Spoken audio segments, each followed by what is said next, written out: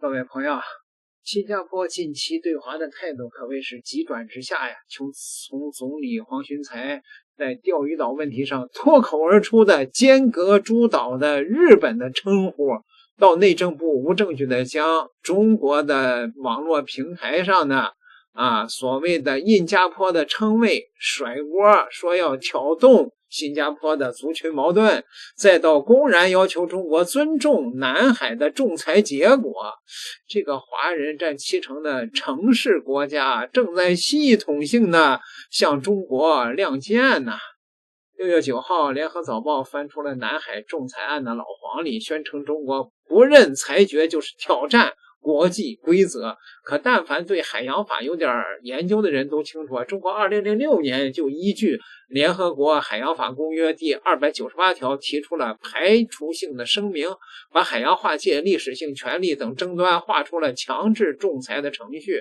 英国、法国、俄罗斯等约30个国家做了同样的排除，难道这30来个国家都成了不守规矩啊？当年的仲裁庭本就越权，中非的核心矛盾是岛礁主权和海域的划界，中方已经依照公约排除了管辖，可仲裁庭硬将划界扭成了岛礁法律地位认定，自我扩权，强行受理，一个从根子上就缺乏将划界这个缺乏管辖权的临时班子做出的东西，国际上从来就没有效力。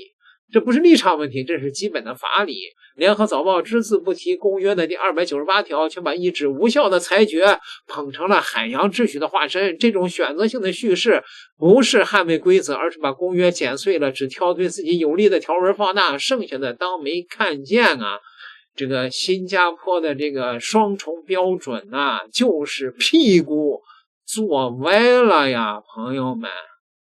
And I think, while the world is, given all that's happening around the world and the shifts in the balance, we still think that's possible because America continues to have significant interest in this part of the world. Economic interest, security interest, strategic interest. We also do not believe that, there are some who think that America is on the decline and it's going to withdraw and it will just pull back into its own hemisphere. We don't think that's happening.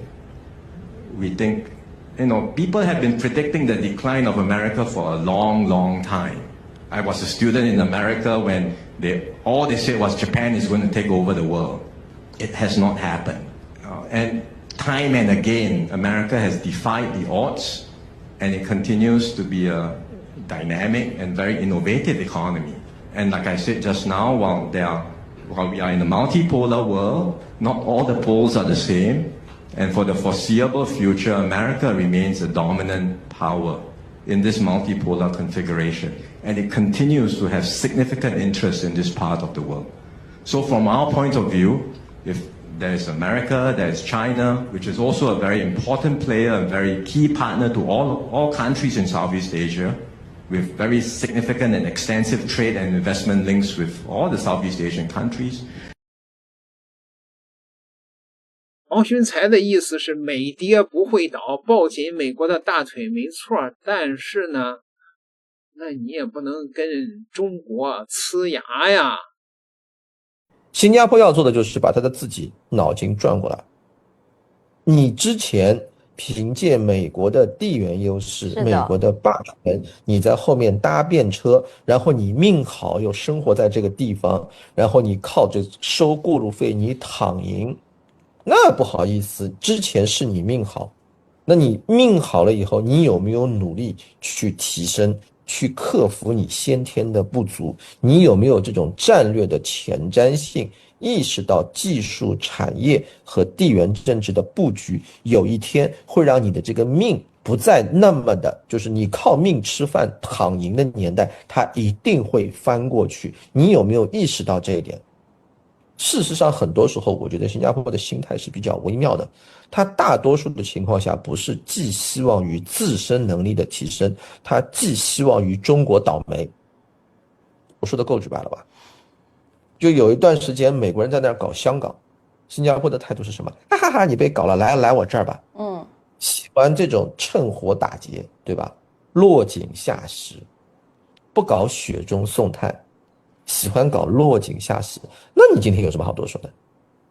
我说句不好听的，你如果因为对中国来讲，我们也有战略选择啊。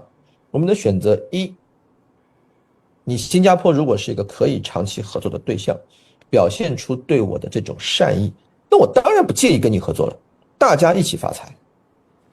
但你新加坡证明了自己的可靠性吗？没有。你不具备李光耀时代那种真正意义上做到左右逢源所需要的智慧，你做不到。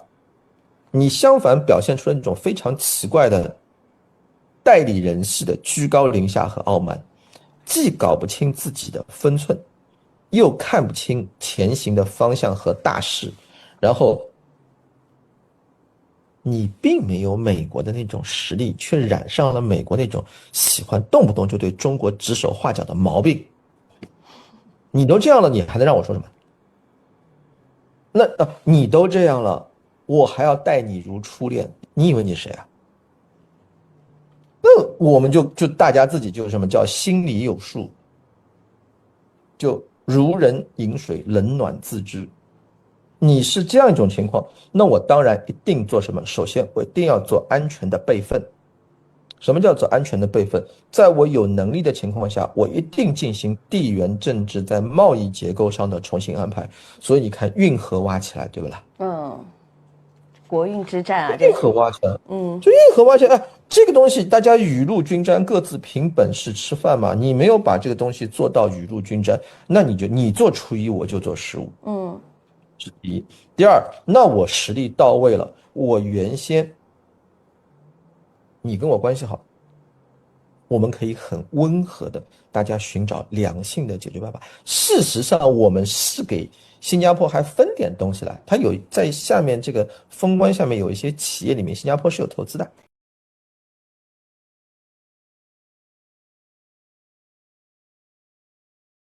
我发现呢，很多到我的视频下留言的啊，也有一些这个新加坡的反贼啊。这些反贼呢，往往就说我们新加坡的 GDP 比你中国多了呀，你凭什么说我们呀？其实 GDP 这个数字啊，有的时候它是虚的，你还要跟当地的购买力联系起来，和基础设施联系起来。你看看中国大陆的网友去新加坡旅游，他的真实的感受啊。我以为新加坡是华人天堂，深入生活后才发现，理想与现实差距太大。全网都在吹新加坡干净安全，华人多好融入，教育躺平还能上985。今天我不带你们看鱼尾狮，也不拍无边泳池，就说咱们国内根本搜不到，来了才傻眼的大实话。可以说滤镜直接随地，听完你们再看新加坡到底好不好。从刚一下飞机我就有点懵，按理说东南亚这一块就单从物价的角度来说，普遍都是那种比较好让人接受的。虽然我一直也听说新加坡的物价要高一点，但没想到居然有3-4层楼那么高。街边呢随便买杯奶茶都要8新币起步，将近咱们45块多，稍微有点品牌的一杯就快小100。要不是渴得实在厉害，我非得绕几圈找雪王在哪里。吃饭呢也同样如此，他们这边呢叫简餐，按咱们国内说法其实就盖饭这一类的。在咱们国内你就玩命吃，一顿有个30-40足够吃到撑，但在新加坡20新币才是刚刚起步。到了这一步，我是真想吐槽几句，价格高点也就算了，毕竟出门在外的，既然能接受出国旅行，那对于物价也是有一定心理建设的。但谁能想到它这是又贵又难吃，这就让人很难受。吃吧是咽不下，不吃吧是对不起自己的真金白银。还有新加坡这地儿呢，也是真缺水，缺自来水。他们这儿搞了一个新生水，听着挺洋气，就是脏水过滤以后再重新喝。不想喝这种，去超市买瓶矿泉水也是5块起，一个苹果能要10块。之前网上说新加坡猫山王便宜，其实换算成人民币照样肉疼。就这物价，月薪1万在新加坡活脱脱就是个低保水平。还要说新加坡居住环境好，我实际上可能跟大家想的还真不一样。祖屋呢看着规整，普遍只有60到90平，公寓动不动1000万人民币起步。所谓的大平层放国内就是刚需小户型。卧室塞完一张床，只剩一条窄缝，衣柜都装不下。晾衣服呢还得按规定来，不能随便晾在窗外。表面看着光鲜亮丽，真正住进去才知道有多憋屈。花几百万在这儿住的还不如咱们国内3线城市的出租屋。舒适度呢差的不是一星半点，还有天气，你们别以为新加坡干净住起来就舒服，全年温度都在32度以上，湿度常年接近80%，一出门就像钻进了一个巨大的蒸笼，黏糊糊的热气就跟传奇里面法师的蛋壳一样，保你吹不到一点凉风。出门5分钟，出汗1小时。我说走街上怎么看新加坡女生都是素颜挺多，估计她们也怕辛苦化的妆出门就花掉。还有这里没有春天，没有秋天，更没有冬天，一年365天永远都是黏糊糊的夏天，连换季的仪式感都没有。不知道在这儿待久的人啊会不会腻，更可能是紫外线强到离谱。我刚开始没注意啊，没涂防晒，出门半天直接黑了2个度。身边很多在这儿长期待的朋友都说待久了会莫名烦躁，情绪低落。没有季节变化的日子确实会让人啊少了很多生活期待，这就是热带恒温的代价，谁待谁知道。再说说大家最羡慕的新加坡的干净和安全，其实都是用极度的约束啊换来的。这点呢我是深有体会，新加坡的秩序啊严到近乎压抑，你们根本想象不到。嚼口香糖是违法的，哪怕你只是携带口香糖都可能被罚款。地铁里更严格，哪怕喝一口水吃一颗糖被抓到就罚款上千块人民币。公共场合呢大声说话唱歌，哪怕是跟朋友开玩笑都可能被人举报。你们看到的一尘不染秩序井然，背后啊全是无数的规矩和约束。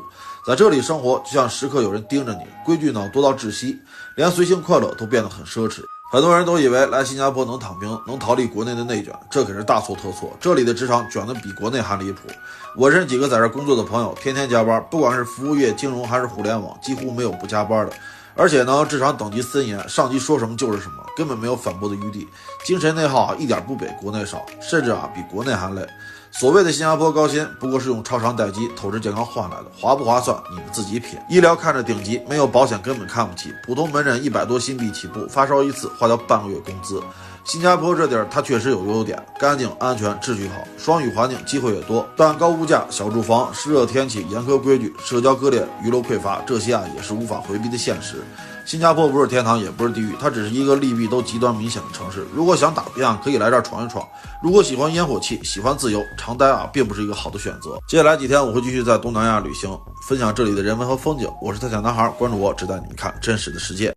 我知道又有一些新加坡的那些反贼开始说了啊，那个你们胡说啊，这个比你大陆的生活好多了。我建议你们呀，如果有那个买机票的钱呢，啊，当然了，这些反贼通常都是社会最底层的啊，为自己的脑袋奔波，还忙不过来呢，肯定没钱买机票去大陆看一看，去大陆看一看，比较比较。然后呢，您再说话，别当那个井底之蛙。点个订阅吧，咱们下集再聊。